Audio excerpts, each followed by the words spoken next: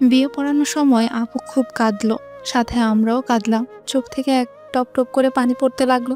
আপু বিদায়ের সময় হলো। সন্ধ্যা 7টার আগে চলে যাওয়ার তাড়া দিচ্ছে। সমস্ত আনন্দ নিমিষে মাটি হয়ে কান্নার রোল পড়লো। থমথমে অবস্থা বিরাজ করতে লাগলো। আপু কাঁদছে, সবাই কাঁদছে। আমিও ঝাপসা চোখে আপুর দিকে তাকিয়ে আছি। এই মানুষটা আমাকে সবচেয়ে বেশি ভালোবাসতো, আজ সে চলে যাচ্ছে, ভাবতে বুকটা ফেটে যাচ্ছে। তখনই রিহান এলো। আমি জল ভর্তি চোখে তাকিয়ে চোখ সরিয়ে নিলাম। লোকটার থেকে আমি সারাটা সময় দূরে থেকেছি। খুব ডিস্টার্ব করছে আজ। গায়ে পড়া স্বভাবের লোক। উষা, তোমার সাথে আমার কিছু ইম্পর্টেন্ট কথা ছিল। আমি ফুপাতে ফুপাতে তাকালাম।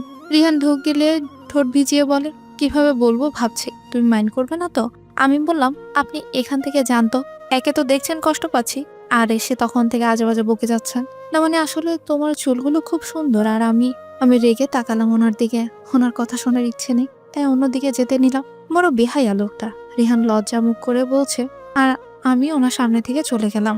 উনি হালকা রাগ নিয়ে সেদিকে তাকিয়ে রয়। আমি অন্যমনস্ক হয়ে পেছন করে হাঁটছি। তখনই ঠাস করে কারো বুকের সাথে বাড়ি খেলাম। কপালে হাত দিয়ে ডলতে ডলতে সামনে তাকিয়ে ইহান ভাইয়া দাঁড়িয়ে আছে আমার দিকে তাকিয়ে। আমি ঢোক গিলে পেছাতে লাগলাম। ভাই আমার কোমর চেপে ধরে। আমি বড় বড় চোখ করে তাকাই ভাইয়ার চোখের দিকে। ইহান ভাই আমার দিকে এক দৃষ্টিতে তাকিয়ে আছে। আমি ভয়ে মিনমিন করছি। ভাইয়ার ঠান্ডা হাত আমার পেটে স্পর্শ করছে। আমার সারা শরীর থরথর করে কাঁপছে। আমার লেহেঙ্গার ফুতুয়া বড় অনেকটাই, তাই পেটটা বের হয়নি।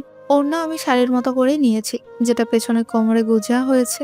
ভাইয়ার হাত সেখানে বিচরণ করছে। আমি বিস্মিত হয়ে তাকিয়ে বোঝার চেষ্টা করছি কি করছে উনি। ফট করে ভাইয়া আমার ওড়না টেনে এলো। আমি হতভম্ব হয়ে তাকিয়ে আছি। ভাইয়া এক হাতে ওড়না আমার মাথায় টেনে দেয়। আমি বিস্ময় নিয়ে তাকিয়ে আছি ভাইয়ার দিকে। কি করতে চাইছে ভাইয়া? ভাইয়া কিছু বলার জন্য মুখ খুলতেই ভাইয়া ফট করে আমাকে ছেড়ে দেয়। আমি হা হয়ে আছি, মাথা ঢেকে আছে ওড়নায়। ভাইয়া আমাকে ছেড়ে রুদ্ধ গলায় বলল, তোর চুল নষ্ট হয়ে গেছে, দেখতে বাজে লাগছে, তাই ঢেকে দিলাম। বলেই ভাইয়া সামনের দিকে চলে যায়। ইমা পইলা আপুকে ধরে কাঁদতে কাঁদতে আসছে। ভাইয়া যেতেই তাকেও জড়িয়ে ধরে। আমি ভাইয়ার কাজে অবাক হয়ে থমকেছিলাম। কান্না দেখে আবারও মনটা হয়ে গেল। ইলাপু আজ গোলাপি কালার লেহেঙ্গা পরেছিল, খুব সুন্দর দেখাচ্ছে দেখে। আপু ইমাপুর থেকে সরে এসে নাক মুখ কুচকে ফেললো। অন্য চুল ঠিক করতে করতে বলল, did you ruin my makeup? I don't understand why they is so much mud. বলে অন্যদিকে চলে গেল। আমি তার কথা বুঝলাম না, কিন্তু তার মুখ দেখে বিয়ে বুঝেছি সে বিরক্ত। আমি অবাক হলাম। বোন চলে যাচ্ছে আর সে এমন করছে, একটু কাঁদছেও না। আপুরা এগিয়ে এলো, আমাকে দেখে কাছে ডাকে। আমি আপুকে ধরে হু হু করে কেঁদে উঠলাম। আপু আমাকে সান্ত্বনা দিচ্ছে। আমি থামছি না। হঠাৎ বাহু থেকে শক্ত করে চেপে ধরে টেনে সরায়। হাতে ব্যথা পেয়েছি। আমি ঘাড় বাঁকিয়ে চাচির মুখ দেখে চুপ করে রইলাম। চাচি আমাকে সবার থেকে টেনে দূরে এনলো। আমি ভয়ে কাঁপছি। আমার হাত ঝামটা দিয়ে ছাড়িয়ে বলল, নাকামি হচ্ছে? আমার মেয়ে শ্বশুর বাড়ি যাচ্ছে, আর তুমি মাঝখানে গিয়ে নাটক শুরু করে দিলে। রাগে গম গম করেই বলল। আমি কেঁপে উঠলাম। আমি নাটক কেন করব চাচি? আমার তো খুব কষ্ট হচ্ছে আপুর জন্য। আমাদের ছেড়ে। চুপ, চাচি চিৎকার করে বলল। আমি ভয়ে কুঁকড়ে উঠলাম। একদম নাটক করবি না। নাটক করেই তো এসব নিয়েছিস। খুব পাকনা গজিয়েছে তোর না? বিয়ে বাড়ি বলে কিছু বলছি না, না হলে তোর ওরা আমি ছুটিয়ে দিতাম। রাজকন্যা হয়ে ঘুরছিস তুই? এমনিতেই তো আমাদের ঘাড়ের উপর পাড়া দিয়ে খাচ্ছিস, তার উপর এত দামি ড্রেস। বলে চাচি আমার গাল চেপে ধরে। আমি ব্যথায় কুঁকড়ে উঠলাম। চোখ মুখে আমার অসহায়তা ফুটে উঠেছে। খুব কষ্ট হচ্ছে। সামনের মানুষটার কিচ্ছু যায় আসে না তাতে। তোরে ওরা আমি ছুটিয়ে ছাড়বো। সেজেগুজে বেড়ানো? হেডড্রেস কেনার জন্য তুই বলেছিলি রিহানকে, তাই না? ওকেও বশ করেছিস। তোকে আমি ওর আশেপাশে যেতে মানা করেছিলাম, তাও গিয়েছিস। আমার এত বারো, হেডড্রেস তোকে দিল। রূপ বয়ে ভুলাচ্ছিস। আমার খেয়ে আমার সর্বনাশ করবি? সব আমার চোখেই পড়েছে। তুই ইহানের রুমে কি করেছিলি কাল? বল। আমি কিছু দেখিনি ভেবেছিস? আমি বিস্ময় নিয়ে তাকিয়ে আছি চাচির দিকে। চাচি দাঁতে দাঁত চেপে কথা বলছে, আর আস্তে আস্তে আমার গাল আরো জোরে চাপ দিচ্ছে। মনে হচ্ছে চাপা ভেঙে দেবে। আমি ব্যথায় চোখ বন্ধ করে আছি। টপ টপ করে পানি পড়ছে। আপুরা বোধহয় গাড়িতে উঠছে। আমরা স্টেজের দিকে তাকিয়ে আছি। চাচি আমার গাল ছেড়ে দিয়ে ধাক্কায় দিয়ে সরিয়ে দেয়, তারপর গটগট করে চলে গেল। আমি ধাক্কা সামলাতে না পেরে ধপ করে মাটিতে পড়ে যাই। উঠার ইচ্ছে নেই, তাই ওখানেই লেহেঙ্গা গুটিয়ে হাঁটু উঁচু করে তাতে মাথা দিয়ে কাঁদতে লাগলাম। আমি জানতাম এমন কিছুই হবে বিয়ে শেষ হতেই, কিন্তু চাচি ভাইয়াকে নিয়ে আমাকে এমন আমি ভাবিনি। আমি নাকি ভাইয়াকে নিজের রূপ দেখিয়ে বশ করেছি। ছিছি, এমন কথা কি করে বললো চাচি? তাকে তো আমি ভাই ভাবি, শুধুই ভাই। চাচি এসব। গাড়ির আওয়াজ এলো, তার মানে আপুরা চলে গেছে। আমি না মাথা নিচু করে বসে আছি। এভাবেই বসে আছি, নড়তেও ইচ্ছে করছে না। চোখ দিয়ে অনবরত পানি পড়ছে। তখনই মনে হলো কেউ আমার সামনে দাঁড়িয়ে আছে। আমি মাথা তুলে কান্না মুখে সামনে তাকিয়ে তার পা দেখতে পেলাম। এটা তো পরিচিত পা, ভাইয়া। মনে বাঁচতেই মাথা তুললাম। ঠিক ভাইয়াই আমার সামনে দাঁড়িয়ে আমার দিকে তাকিয়ে আছে, তার চোখে মুখে বিস্ময়। আমি তাকিয়ে আটকে উঠলাম। ভাইয়া আমাকে এভাবে কেন বসে থাকতে দেখে তো কিছু জিজ্ঞেস করবে, কি হয়েছে, কি বলবো? চাচির ওসব কথা কি করেই বা বলবো? মাথা ভনভন করছে আমার। তার মাঝে ভাইয়ার আওয়াজ আমার কানে এলো, কি হয়েছে তোর? এখানে এভাবে বসে আছিস যে? আমি চমকে উঠলাম, তাড়াতাড়ি উঠে চলে যাব ভাবছি, তার আগে ভাইয়া আমার সামনে বসে পড়ে। আমি অবাক হয়ে তাকিয়ে আছি। ভাইয়া বসে আমার গালে হাত এগিয়ে দিল। আমি মাথা সরিয়ে উঠতে গেলে বেজে গেলাম লেহেঙ্গার জন্য। আমার লেহেঙ্গার অংশ ভাইয়ার পায়ের নিচে। আমি উঠতে গিয়ে পারলাম না, উল্টো ঠাস করে পড়ে গেলাম ভাইয়ার উপর। আমি তার হাঁটুতে পড়ে আছি। মাথা বেঁকে যেত, ভাই আমার পিঠে নিজের হাত দিয়ে জাপটে ধরে আটকে দিয়েছে। আমি শিওরে উঠলাম তার হাত নিজের শরীরে পেয়ে। আমার হৃদস্পন্দন বেড়ে গেছে, হাত পা কাঁপছে, মুখ ঠোঁট কাঁপছে। আমি কাঁপা থামানোর জন্য নিচের ঠোঁট কামড়ে ধরলাম। লজ্জায় মাটির সাথে মিশে যেতে ইচ্ছে করছে। ভাই আমার ডান গালে নিজের বাম হাত দিয়ে ডুবিয়ে দিবে, পানি মুছে দেয়। কাছিস কেন? আমি থমকে নিচের দিকে তাকিয়ে আছি। ভাইয়ের কোল থেকে সরে যাইতে চেয়েছি, কিন্তু ভাইয়া এক হাতে আমাকে শক্ত করে নিজের কোলের মধ্যে চেপে ধরেছে। নড়তে বা সরতে কিছুই করতে পারছি না। তার উপরে এক হাতে আমার গাল স্পর্শ করে আছে। আমার বুকের ভেতরটা ধরাস ধরাস করছে। ভাইয়া ছাড়ুন আমাকে প্লিজ, কাপা কাপা গলায় বললাম। ভাইয়া ছাড়লো না, উল্টো আরো নিজের দিকে টেনে নিল। এক হাত আমার মাথার পেছনে রেখে আমার মুখ তার মুখের কাছে নিয়ে গেল। আমি বিস্মিত হয়ে বড় বড় চোখ করে তাকিয়ে আছি। কি করছে কি ভাইয়া? লজ্জায় আমি চোখ খিচে বন্ধ করে ফেললাম। ভাইয়া নিজের কপালের সাথে আমার কপাল ঠেকিয়েছে। আমি চমকে চোখ মেললাম। কিসব করছে ভাইয়া? ভাইয়ার চোখ লাল হয়ে আছে। আমি কাপা কাপা গলায় বললাম, কি কি করছেন এসব? ভাইয়া নেশা জড়ানো কণ্ঠে বলে উঠে, আমি জানি আমি আমি কি সব করছি উষা। নিজেকে পাগল পাগল লাগছে আমার। সবকিছু ধ্বংস করে ফেলতে ইচ্ছে করে যখন তোকে আমি রিহানের সাথে কথা বলতে দেখি, হাসতে দেখি। বিলিভ মি, আমার এমন কেন হচ্ছে আমি বুঝতে পারছি না। আজকেও মা তোকে বকেছে তাই না আমার জন্য? তুই আমার কাছে আসিস বলেই ভাইয়া থামে, চোখ বন্ধ করে একটা দীর্ঘশ্বাস ফেললো। আমি অবাক হয়ে ভাইয়ার কথা শুনছি। থেমে আবারও বলল, কিন্তু মা তো জানে না তুই না, উল্টো আমি তোর কাছে আসি। কেন আসি জানি না, তোকে নিয়ে অন্যরকম ফিলিংস আসে, কিন্তু এটা তো ঠিক না বল। তুই তো আমার বোন সম্পর্কে বোন, তো তুই আমার হুমায়ুন কাকার মেয়ে, তাহলে তোর প্রতি আমার বোন ফিলিংস না এসে এমন অদ্ভুত অনুভূতি হয় কেন? তুই আমাকে ইগনোর করলে, কথা না বললে খারাপ লাগে কেন? এসব কেন হয় জানিস উষা তুই? বলেই কপাল থেকে নিজের মাথা সরিয়ে আমার গালে হাত রেখে জিজ্ঞেস করে। আমি হতভম্ব হয়ে তার কথা শুনছি, কিছুই মাথায় ঢুকছে না আমার। আমি হতবাক। ভাইয়া জিজ্ঞেস করতে আমি কাঁচুমাচু মুখ করে বোকা চাহনি দিলাম। কি বলবো, আমি তো কিছুই বুঝিনি। ভাইয়া জিজ্ঞাসু দৃষ্টিতে তাকিয়ে আছে। আমি ঢুক গিলে মাথা নাড়িয়ে না বোঝালাম। ভাইয়া আবারও দীর্ঘশ্বাস ফেলে আর বলে, তোর কাছে থাকাটা বিপজ্জনক। তুই মানুষটাই বিপজ্জনক আমার জন্য। তোকে দেখার পর থেকে বুকের ভেতরটা কেমন করে ব্যথা করে, শ্বাস নিতে কষ্ট হয়, নিজেকে হারিয়ে ফেলি। তুই আমাকে এলোমেলো করে দিয়েছিস উষা। আমি তোকে এর জন্য একটুও ক্ষমা করব না। তুই কঠিন শাস্তি পাবি। আমি ভয়ার্ত মুখ করে তাকিয়ে আছি। ভাই কি সব বলছে? কি করেছে আমি? আমি তো কিছু করিনি, তাহলে শাস্তি কেন দিবে?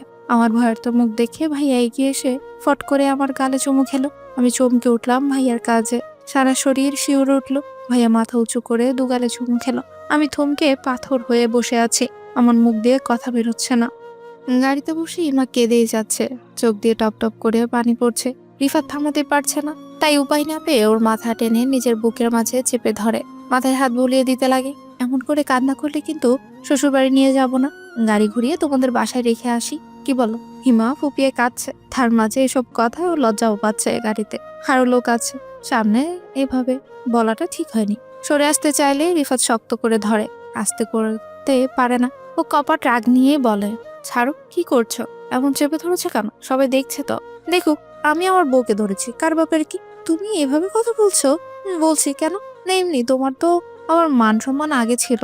আমার হাত ধরনি কখনো কোনো মানুষ থাকলে, আর সে সময় ইচ্ছে করে ধরিনি। মানে তখন তুমি আমার বউ ছিলে নাকি? তাই। আর এখন তো বউ, সবকিছুই করতে পারি অধিকার নিয়ে। তার মানে রিফাতিমাকে ছেড়ে দেয়? ইমা ভ্রু কুচকে বলে, ছাড়লে কেন? যার জন্য ধরেছিলাম তা এখন নেই, তাই প্রয়োজন নেই। কি জন্য ধরেছিলে? ইমার কান্না থেমে গেছে, তাই রিফাত ওকে ছেড়ে দিয়েছে। কিন্তু ইমা সেটা বুঝতে পারেনি। তখন সামনে থেকে রিহান কথা বলে আর ওরা ওদের ধ্যান ভাঙিয়ে ফেলে। 1.5 ঘন্টা পর বাসায় এসে পৌঁছে ওরা। সবাই বর আর বউকে বরণ করে নেয়। উষা বিছানায় বসে থরথরিয়ে কাঁপছে। কি হলো তখন? সবর মাথার উপর দিয়ে গেছে। ভাইয়ের কাছে গেলে আমার বরাবরই এমন হয়, কিন্তু আজকে ভাইয়ার আচরণ আর কথা সবকিছু আমার মাথার উপর দিয়ে গেল। চোখ বন্ধ করতেই ভাইয়ার লাল চোখ ভয়ঙ্কর দৃষ্টিতে তাকিয়ে থাকা ভেসে ওঠে। ভাইয়া তখন আচমকা আমার ঠোঁটের দিকে এগিয়ে আসে। আমি ভাইয়াকে আটকাতে পারছিলাম না, সে আমার খুব কাছে ছিল। উনি হাত দিয়ে আমাকে জাপটে ছিল, আমি সরতেও পারছিলাম না। এত কাছে আসাতে চোখ বড় বড় করে তাকিয়েছিলাম তার ঠোঁট আমার ঠোঁটে স্পর্শ করবে। এমন সময় ভাইয়া ফট করে আমাকে কোলের উপর থেকে ঠেলে উঠিয়ে দেয় আর নিজে উঠে অন্যদিকে তাকায়। আমি বিস্মিত হয়ে দাঁড়িয়েছিলাম। ভাইয়া আমার দিকে আর তাকালো না, সোজা ভেতরে চলে গেল। আমি থমকে সেদিকেই তাকিয়েছিলাম। এদিকে ইহান নিজের রুমে এসে মাথার চুল খামচে ধরে। পাগল পাগল লাগছে নিজেকে। সব করেছিল কি সব করছিল ও? এলোমেলো পায়ে ব্যালকনিতে যায়, সিগারেট বের করে খেতে লাগে, ওখানেই বসে পড়ে। নিজের অনুভূতি কন্ট্রোল করতে পারলাম না আমি। এভাবে সব বলে দিলাম উষাকে। ও আমাকে খারাপ ভাবছে আমি জানি, কিন্তু আমি কি করতাম? আমার এই অনুভূতি আমি লুকাতে পারছিলাম না। বুকের ভেতর ব্যথা অনুভূত করছি আমি ভালোবাসার জন্য। এসব মায়ের কানে গেলে কি হবে? কখনকে মানবে না সে। এসব না জেনেই মা আমার কাছে উষাকে আসতে বারণ করেছে। হাত জানতে পারলে তো আরো আসতে দিবে না। চিন্তা ভাবনা করতে করতে সিগারেট খাচ্ছে। কি করবে কিছুই বুঝতে পারছে না। তখন ওর ফোনটা বেজে ওঠে। বিরক্ত হয়ে ফোনের দিকে তাকাতে মেজাজ আরো খারাপ হয়ে যায়। ফারিয়া কল করেছে। কয়েকদিন ধরে পাগল করছে ওকে বিদেশ যাওয়ার জন্য, বিয়ে করার জন্য। এখন এমনিতেই টেনশন, তার উপর কল দেখে রেগে গেল। ফোনটা রিসিভ করে কয়েক দফা ঝাড়ি দেয় ফারিয়াকে, তারপর ফোনটা অফ করে দেয়। উষা নিজের রুম থেকে রাতে আর বের হয় না। পরদিন চাচির থমথমে মুখ দেখেছে উষা। ওর দিকে রেগেও তাকায়নি, বকেও নি। ও অবাক হয়ে সকালের খাবার খেয়েছে, কিন্তু ইহান ভাইকে আশেপাশে কোথাও দেখেনি। সবাই মিলে রেডি হয়ে এলো ইমাপুর বাসায় যাবে বলে। 3টার দিকে বের হয় সবাই। আজকে লতাও যাবে আমার কাছে। লতা বসেছে। আমি আজ আসতে চেয়েছিলাম না। আমাকে অবাক করে দিয়ে চাচি নিজেই আমার কাছে এসে বলেছে, উষা রেডি হয়ে নে, এখনো দাঁড়িয়ে আছিস কেন? সবাই তো রেডি হয়ে গেছে। আমি যাব না বলে বেরিয়ে হয়েছিলাম। আমি যাব না বলে রেডি হচ্ছিলাম না, কিন্তু চাচির কথা শুনে অবাক হয়ে রেডি হতে এসেছি। তার ব্যবহার আমাকে চরম মাত্রায় অবাক করছে। এ বাসায় আসার পর আমার পেছনে ঘুরঘুর করছে রিহা। আমি ভয়ে পালিয়ে বেড়াচ্ছি লতার হাত ধরে। লতা আমাকে দাঁড় করিয়ে বলে, কি হয়েছে, এমন করছিস কেন? আর ওই ছেলেটা আমাকে জ্বালাতন করে, খুব খালি বকবক করে এসে। কোন ছেলে? দেখালাম লতাকে। লতা দেখে বলল, তোরে পছন্দ করে মনে হয়, প্রেম করতে চায় নাকি? আমি বোকা চোখে তাকিয়ে বললাম, তা জানি না, কিন্তু ইহান ভাই ওর সাথে কথা বলতে মানা করেছে। কেন মানা করেছে তা জানি নাকি? কথা বললে রেগে আসে আর ধমক দেয়। আচ্ছা লতা, আজ ইহান ভাইকে দেখেছিস? বলে ওর দিকে তাকালাম। কাল রাতভর ভাইয়ের কথা ভেবেছি, অমন করার কারণ বুঝিনি। সকালে জিজ্ঞেস করবো ভেবেছি, কিন্তু আর তার দেখাই পাইনি। লতা বলল, সকালে দেখেছিলাম, আর দেখিনি। সকালে দেখেছিলি? কোথায়? আমি দেখলাম না তো। আর আজ এখানেও আসেনি নাকি? আসবে কি করে? সে তো কোথায় জানে গেছে সকালে ব্যাগ একটা নিয়ে। আমি সকালে তাকে ম্যাডামের ঘরে কিছু নিয়ে রাগারাগি করতে দেখেছি, তারপর ব্যাগ নিয়ে বেরিয়ে গেছে। যার আগে তোর রুমে উকি দিয়েছে। কোথায় গেছে? উত্তেজিত হয়ে বললাম, আমি কি জানি, কিন্তু তোর সাথে আমার ইম্পর্টেন্ট কথা আছে। কি কথা? অবাক হয়ে বললাম, পরে বলবো। আমরা চলে আসবো তখনই রিহান এসে আমার হাত ধরে একটা ফাঁকা জায়গায় নিয়ে আসে। আমি হাত ছাড়ানোর চেষ্টা করেছি, কিন্তু পারছি না। এসব কি? আমাকে এখানে টেনে আনলেন কেন? রেগেই বললাম, সরি এভাবে আনার জন্য, কিন্তু তুমি তো আমাকে পাত্তাই দিচ্ছ না আজ, তাই এটা করতে বাধ্য হলাম। রাগ করো না প্লিজ, বিনীত সুরেই বলল। আমি রাগ নিয়ে তাকিয়ে বললাম, রাগের কাজ করেছেন আবার বলছেন রাগ করবো না? সরি বললাম তো। আচ্ছা বলুন, কি বলবেন? রিহান ফট করে আমার সামনে হাঁটু গেড়ে বসে পড়ে। আমি বড় বড় চোখ করে দেখছি, পাগল হলো নাকি? বসে আছে কেন? আমাকে অবাক করে দিয়ে একটা ফুলের তোড়া এনে আমার সামনে ধরে আর বলে, আই লাভ ইউ উষা, আমি তোমাকে ভালোবাসি। সে প্রথম দিন তোমাকে আমি পছন্দ করেছি, আস্তে আস্তে তা ভালোবাসায় পরিণত হয়েছে। তোমাকে আমি বিয়ে করতে চাই। আমি বিস্মিত হয়ে তাকিয়ে আছি। রিহান ভাই একের পর এক কথা বলেই যাচ্ছে, সে আমাকে খুব ভালোবাসে, হ্যান ত্যান। আমি কথা বলছি না। তা দেখে রিহান জোর করে আমার হাতে ফুলের তোড়া দিয়ে উঠে দাঁড়ায়। আমি চমকে উঠে ফুল ফেলে দৌড়ে গাড়ির কাছে এলাম। লতা আমাকে দেখে বলে, কোথায় গেছিলি? এমন দৌড়ে এলি কেন? আমি কিছু না বলে গাড়িতে উঠে বসি। লতা সারা রাস্তা অনেক কথা জিজ্ঞেস করে। আমি আস্তে আস্তে সব বললাম। ও কিছুক্ষণ হাঁ করে তাকিয়ে বলল, আমি ওনার হাবভাব দেখে বুঝেছিলাম এমন কিছুই বলবে। তুই বুঝেছিলি? তোর মতো গাধা নাকি? আমি গাধা? তুই কি রাজি হয়েছিস? কিসে? প্রপোজে? না, কিছু বলিনি, দৌড়ে চলে এসেছি আমি। আমি শখ খেয়েছি খুব রে। রাজি হবে? না না। কেন? দেখতে তো ভালোই, রাজি হয়ে বিয়ে করে নে, চাচির বাসা থেকে চলে যা, শান্তিতে তো থাকতে পারবি। উনি আর তোকে কষ্ট দিতে পারবে না, না কথা শোনাতে পারবে। কি সব বলছিস? ঠিকই তো বললাম, ভেবে দেখিস। সারা রাস্তা আর কথা বললাম না। রাতে বাসায় এলাম। আসার পর ইমা আপু কোথায় থেমে গেল।